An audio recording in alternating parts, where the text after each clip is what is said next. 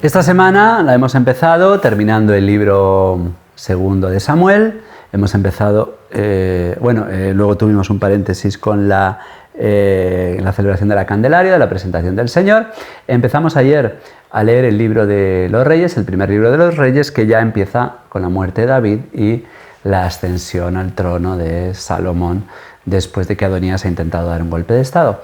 Pero antes de proseguir ya con el comienzo del reinado del rey Salomón, la liturgia hace como una especie de paréntesis, como que separa, cambia de libro, solamente por hoy vamos a leer el libro del Eclesiástico, porque allí vamos a buscar un elogio del rey David. El Eclesiástico, también llamado Sirácide, porque se le atribuye al principio del libro, es este sabio Jesús ben Sirá, que es el que nos cuenta a partir del capítulo 44 hasta el final, hace un elogio de los grandes personajes de Israel, seguramente escrito en el destierro de Babilonia, como casi toda la Sagrada Escritura, en su elaboración final. Así que vamos a ver el elogio del rey David, de los antepasados de Israel, el del rey David. Es un Ben Sirá, el autor del Eclesiástico, del Sirácide, va a pasar por alto, también lo hará cuando hable de Salomón, las cosas negativas, puesto que el Señor le ha perdonado, Dios ha borrado sus pecados, parece que el rey David no ha cometido ningún pecado. El rey David dice, es como la grasa de los sacrificios, como la grasa es lo mejor del sacrificio, así David es lo mejor de Israel, nos dice Ben Sirá. Él habla de su tiempo de cuando era pastor, en esta elegía, en esta alabanza del rey David, jugaba con leones, como con cabritos, y con osos, como con corderillos. Es un hombre que desde que era pastor, pues no tenía ningún miedo. Aquí hace una alusión a cuando, si se acuerdan, el rey David le dice, cuando todavía es un pastorcito, cuando David, ya ungido, pero no rey, le dice a Saúl que va a enfrentarse a Goliat, y le dice, igual que un pastor se enfrenta a los animales, yo me he enfrentado a osos, a leones y a lobos. Hace alusión a esto. Jugaba con leones como con cabritos y con osos como con corderillos. Es una exageración que habla de la falta de miedo, como pastor, la falta de miedo ante Goliat. Sigue la escritura. Siendo un muchacho mató a un gigante, removiendo la afrenta del pueblo. La afrenta a la que los filisteos, que ahora ya son sometidos al final del reinado, la afrenta a la que los filisteos tenían sometidos a Israel, que no termina de dominar la tierra prometida, porque este pueblo que va a dar nombre a la tierra de Palestina, filisteo, van a ser por fin sometidos por el rey David, aunque ya lo había empezado a hacer Sansón. Cuando su mano hizo girar la onda y derribó el orgullo de Goliat, invocó al Dios Altísimo, quien hizo fuerte su derecha para eliminar al hombre aguerrido y restaurar el honor del pueblo. Por eso, dice, le cantaba a las mozas alabándole por sus 10.000, cosa que le dio envidia a Saúl, porque a él solo le atribuían 1.000, lo cual no está nada mal, porque no fue mal guerrero Saúl. Ya coronado, el rey David peleó y derrotó a sus enemigos vecinos, a los filisteos hostiles, quebrantando su poder hasta hoy. De todas sus empresas daba gracias, alabando la gloria del Dios Altísimo, de todo corazón amó a su Creador, entonando salmos cada día. Aquí ya pasa de su grandeza como guerrero a su grandeza como, primero, autor inspirado, y segundo, como poeta, como hombre religioso, alabando la gloria del Dios Altísimo, de todo corazón amó a su Creador, entonando salmos cada día. Ya sabemos que la mayor parte de los 150 salmos que tiene la Sagrada Escritura son atribuidos al rey David. Así que le vemos que es guerrero, que es orante, es artista, es gobernante, es liturgo. Celebró solemnemente fiestas y ordenó el ciclo de las solemnidades. Cuando alababa el nombre santo, de madrugada resonaba el rito. Y aquí nos acordamos de la liturgia que organizó el rey David cuando hacía subir el arca hasta la ciudadela de Sion, hasta Jerusalén, vestido solo con un roquete, bailando, mientras su esposa, la hija del rey Saúl, Mical, se avergüenza de él, y por avergonzarse de él, por alabar al Señor, cantando y bailando, pues Dios le castiga a Mical con la esterilidad. No le va a dar hijos. La Sagrada Escritura pasa muy por alto, Ben Sirá pasa muy por alto el pecado de David. El Señor perdonó su delito y exaltó su poder para siempre. Aquí queda el pecado de Betsabé, de la muerte de Urías, queda borrado. Es verdad que pidió perdón a Dios y así mira a Dios el pecado cuando es confesado. Le confirió el poder real y le dio un trono en Jerusalén.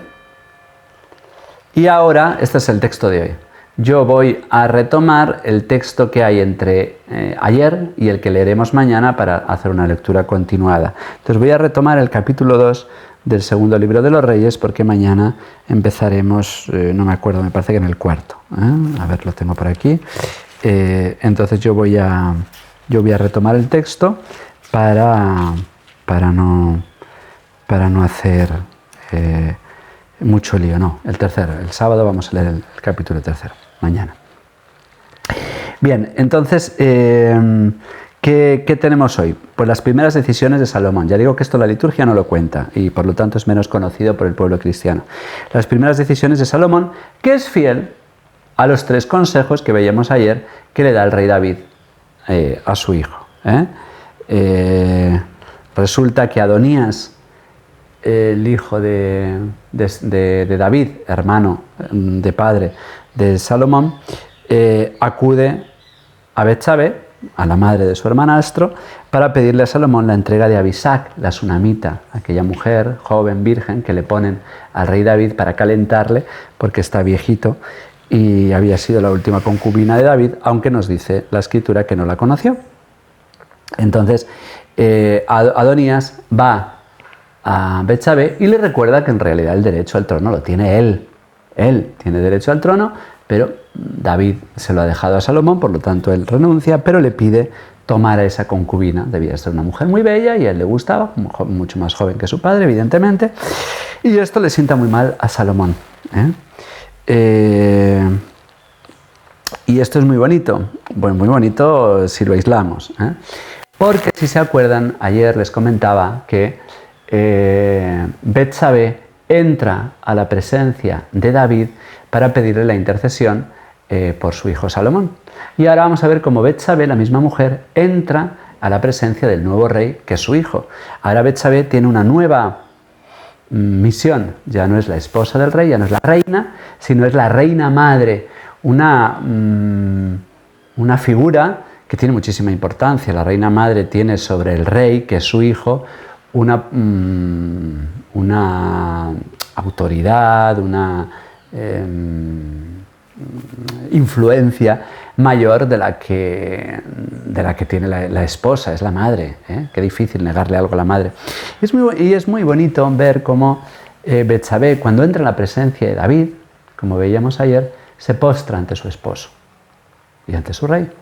Pero ahora, cuando Betsabé entra en la presencia de Salomón para pedirle lo que le ha pedido Adonías, su hermanastro, que le dé a Abisag, a la concubina de su padre, vamos a aislar la petición, que no es tan entusiasmante, pero es muy bonito ver cómo Betsabé, al entrar en la presencia de Salomón, ya no se postra. Dice la Escritura explícitamente que se pone en pie y Salomón se levanta y la hace sentar a su lado. Bien, ha habido autores piadosos que han querido ver en Betsabé, muy aparte de las peticiones que hace, una figura de María cuando entra en la presencia de Dios Padre, esposa del Espíritu Santo, hija de Dios Padre, diferente a cuando entra en la presencia de su Hijo, el Rey, Jesucristo. Se pone a su derecha, casi en plano de igualdad, porque es la madre del rey y el rey no le puede negar nada. Y esto nos recuerda a las bodas de Caná, nos recuerda a María a la derecha, en pie ante la cruz de Jesucristo. Esto nos recuerda a la entrada de María en su asunción y María coronada como reina de cielos y tierra, cómo es diferente su postura ante Dios Padre, ante el Espíritu Santo, que la cubre con su sombra y la fecunda, que diferente a la postura ante su hijo, que no le puede negar nada. Bien, a mí algunas veces me ha gustado predicar esta diferencia entre, ya digo, la presencia, lo pueden mirar ustedes, la presencia de Betsabé ante su esposo David en el capítulo 1, versículo 16, y ante Salomón en el capítulo 2, versículo 19, siempre de este primer libro de los Reyes. Bien. A Salomón, ya aquí salimos de la presencia de María, porque lo que viene ahora no se parece en nada. A Salomón no le gusta la petición que le hace Betsabé. Ya digo que es una analogía con María muy cogida por los pelos, no ha sido muy abundante en la literatura cristiana, porque ya digo que es muy tangencial, ¿no? No tiene tanto en común, porque a Salomón no le gusta la petición de su madre y manda matar a su hermanastro por haber pedido a Adonías la concubina de su padre, que es un poco como pedir el trono, porque el rey es el que hereda todo lo de su padre, sus tierras, y también las concubinas consideradas en esta época como mercancía. También lo había hecho, si se acuerdan, Absalón, que como había profetizado Natán como castigo a los pecados de David, tu hijo, tu descendiente, a la vista de todo el mundo, cogerá a tus concubinas y se acostará con ellas, y eso es lo que hace Absalón. Pone una tienda en la terraza, en la balaustre del palacio, y ahí en la tienda hace entrar públicamente a las concubinas de su padre, haciendo ver que le ha usurpado el trono.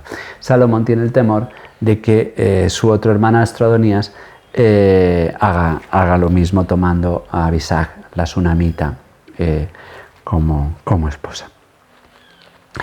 Y lo dice así, ya tiene con él, porque Salomón tiene rencor porque se han puesto de su parte, de su hermano, tanto el sacerdote Abiatar como Ahab, la mano derecha de su padre, que es su primo, es sobrino, porque es hijo de Zeruya, la hermana del rey David. Entonces ya tiene a Abiatar y ya tiene a Ahab, solo le falta ser rey.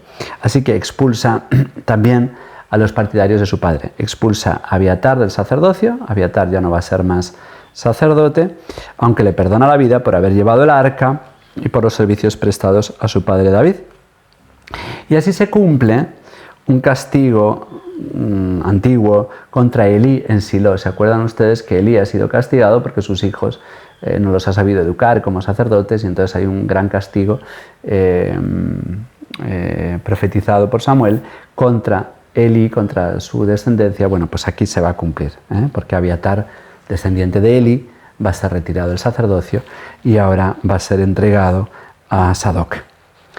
David ya le había pedido en su testamento castigar a los que él no había castigado, tanto a Joab por haber matado a Absalón, que en el fondo era por defender al rey David, por haberse tomado la justicia por su mano en tantas ocasiones, por no haber perdonado a los que David había perdonado, y a Semeí, aquel benjaminita que le había insultado cuando el rey David huía de su hijo Absalón. Entonces Joab, su primo, se da cuenta de que Salomón, su primo, le quiere matar, entonces hace lo mismo que habíamos visto ayer, que se agarra los cuernos del altar para no ser matado, pero no le va a servir. Aunque se acoge a sagrado, Salomón lo manda a matar, por haber matado a Absalón, a Abner y a Amasa, como había pedido su padre. En su lugar puso al frente del ejército a Benayas, el hijo de Jehoiada, que va a ser ahora su gran general.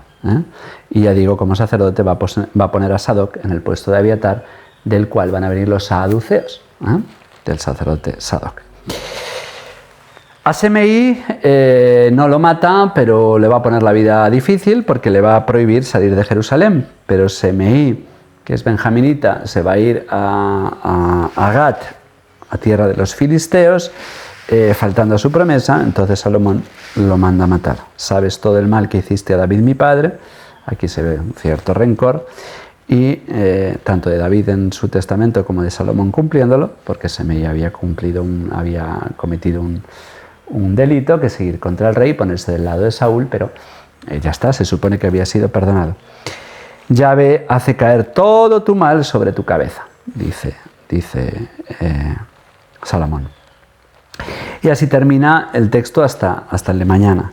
El reino se consolidó en las manos de Salomón, y ya mañana vamos a ver la famosa petición de Salomón de sabiduría. Vamos a ver cómo el rey Salomón toma las riendas del trono.